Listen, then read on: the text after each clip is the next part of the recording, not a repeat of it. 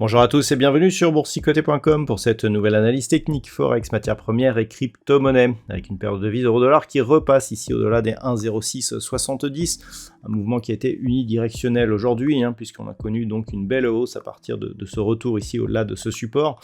Malgré tout, ce que l'on peut observer, c'est que l'on reste toujours ici sous la moyenne mobile 20 exponentielle, il n'y a même pas eu de contact depuis ce dernier ici que nous avions eu à la fin du mois d'août, début septembre. Donc clairement, tout va se jouer en fonction de ce que dira Jérôme Powell et l'éventuelle hausse de taux de la Fed qui sera annoncée ce soir. Donc on va surveiller ici ce niveau.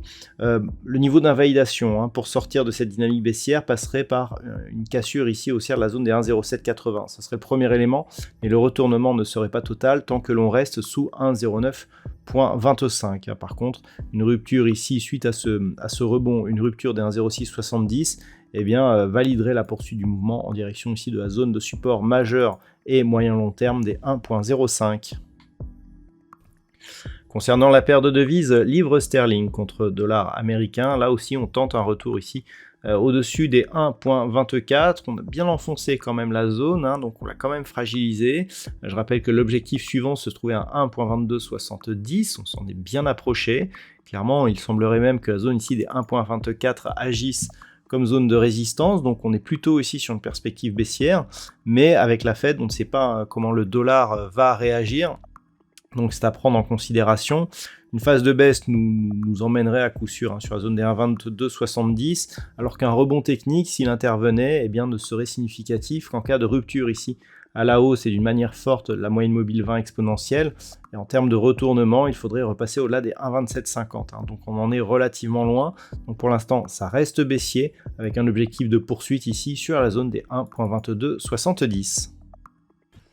Sur l'or, c'est toujours très neutre avec un métal jaune ici qui continue à osciller autour des 1910. On se rapproche de la zone supérieure du range. Je rappelle qu'une cassure des 1957 serait un premier élément, mais pas suffisant pour réorienter la dynamique court terme à la hausse. On a déjà une succession de points bas significatifs qui sont haussiers. Si on vient ici rafraîchir ce point haut en cassant la zone des 1957, on aura deux points hauts qui seront haussiers, donc les bases d'une dynamique haussière, mais il faudrait casser ici la zone des 2000 $ l'once pour vraiment impulser un nouveau mouvement. Donc pour l'instant, ça reste neutre, on prend une petite option haussière, mais c'est à confirmer dans les prochaines heures, avec notamment la Fed qui pourra avoir de l'influence sur les cours de l'or via l'évolution du dollar. Au niveau du pétrole, on ne voit pas pour l'instant ce qui pourrait faire baisser le WTI. On a quasiment eu un contact hier avec la zone d'objectif à 92,50 $ le baril. On consolide légèrement aujourd'hui. Tant que les cours restent au-dessus des 88 $ le baril, on peut considérer que nous sommes dans une dynamique haussière relativement forte. Tant que l'on est d'ailleurs au-dessus de ces 88, c'est les 92,50 qui restent l'objectif donc de cette dynamique. Par contre, il faudrait repasser sous 84 pour invalider ici la poursuite de ce mouvement haussier. Donc on en est relativement loin, sachant qu'une rupture des 92,50 nous donnerait un objectif sur cette zone intermédiaire des 98 $ le baril.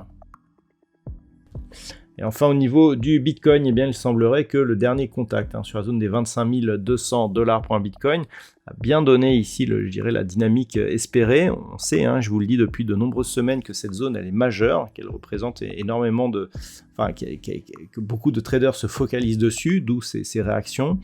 On repasse au-dessus des 27 000. Qui est une zone mineure, donc quelque part on s'éloigne un petit peu de la zone de danger.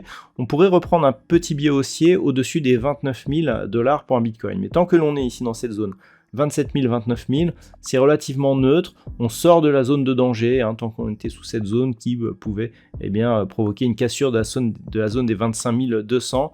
Mais globalement, tant que l'on est sous 29 000, on ne peut pas réellement parler de reprise, de mouvement pérenne en tout cas à la hausse. Voilà donc ce que l'on peut dire sur l'analyse technique de ces principaux actifs pour aujourd'hui. Je vous souhaite de passer une très bonne soirée et on se retrouve donc dès demain pour d'autres analyses techniques, toujours sur le site boursicoté.com.